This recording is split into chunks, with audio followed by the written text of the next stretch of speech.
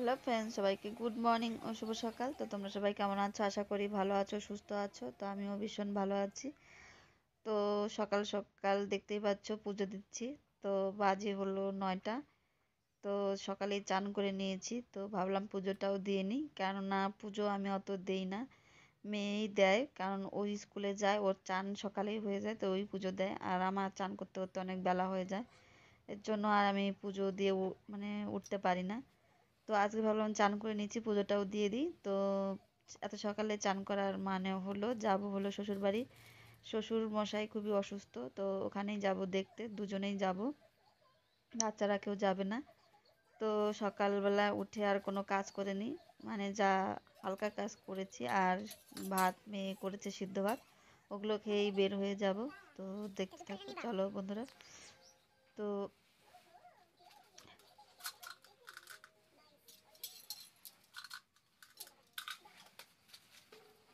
আর পুজো আমাদের দেখতেই পাচ্ছ আমরা কোন ঠাকুরের দীক্ষিত। তো আমরা অনুকূল ঠাকুরের দীক্ষিত।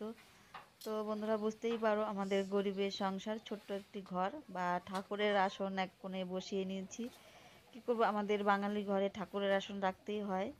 তো এক কোণেই আর কি ঠাকুরের আসন। তো মাঝখানে আর বসাতে পারিনি, কেননা মাঝখানে ছোঁয়াছানা হয়ে যায়, এর জন্য এক সাইডেই রেখেছি। তো আমার পুজো দেওয়ার দেখতেই পাচ্ছি, আমি পুজো দিচ্ছি।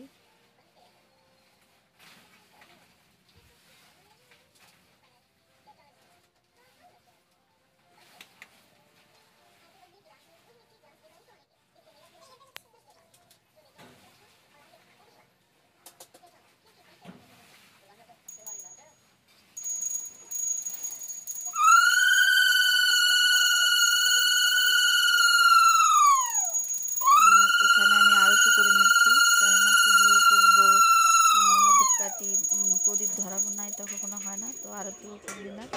তো বন্ধুরা পুজো টুজো করে চলে এসেছি ভাত খেতে। তো তোমাদেরকে বলেছি যে আমি সিদ্ধ ভাত করেছি।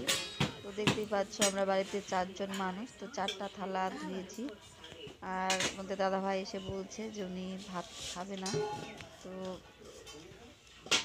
কি করব, 4টা থালা ধুয়েছি, তো একটা থালায় সিদ্ধ মেখে নেবো, আর একটা থালায় আমি 3 থালায় 3জনে খাবো। তো চলো খাওয়া দাওয়া করে নিই। তো খাওয়া দাওয়ার রান্নার আইটেম আর তোমাদের দেখলাম না, কারণ আজকে সিদ্ধ ভাত, বুঝতেই পারছো, আলু বেগুন সিদ্ধ দিয়েছি, গরম গরম সিদ্ধ ভাত খাবো। আর মেয়েদেরকে বলেছি যে দুপুরবেলা তোরা কিছু ডিম টিম ভাজি করে নিস। তো বন্ধুরা খাওয়া দাওয়া করে চলে আসলাম রেডি হতে। তো দেখতেই পাচ্ছ এখানে আমি রেডি হচ্ছি। তো রেডি বলতে আজকে কুর্তি পরেই চলে যাব। তো তোমাদের দাদাভাইকে বললাম, যেহেতু মানে কুর্তি পরে যাই না, শাড়ি পরেই যাই। তো এগুলোই ছিল বাইরে, কারণ আমার আগের দিন রাতে বিয়ে বাড়ি গিয়েছিলাম। তো ভাবলাম যেটা পরেই চলে যাই, তোমাদের দাদাভাইকে বললাম। তো তোমাদের দাদাভাই বললো যেটা ভালো হয় সেটাই পরো। তো বন্ধুরা রেডি হয়ে দেখো, আমি একদম পুরো রেডি হয়ে গেছি। আর শীতের দিন, বুঝতেই পারো, মানে কিছু নাও চাই না নাও, আগে শীতের পোশাক নিতে হবে।